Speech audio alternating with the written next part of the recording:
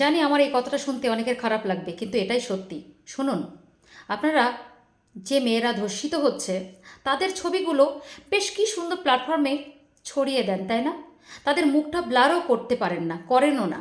শুধু মানে কি হয়েছে সেটাকে দুনিয়ার সামনে দেখাতে হবে, কার হয়েছে সেটা দেখাতে হবে। বিশেষ করে মেয়েদের ছবিগুলো বেশ ভাইরাল হয়। একটা কথা বলবো আপনাদের, প্লিজ এই মেয়েদের ছবিগুলো এভাবে ভাইরাল করে নিজেদেরকে সেলিব্রিটি বানাবেন না। যদি পারেন, ক্ষমতা থাকে এবং যদি মনে হয় যে এই ধর্ষণ কারীদের আপনারা নির্মূল করবেন, দয়া করে সেই ধর্ষণকারীর ছবিগুলোকে পোস্ট করুন, যারা কিনা এই নোংরা কাজগুলো করার পরেও আড়ালে অন্তরালে থাকে।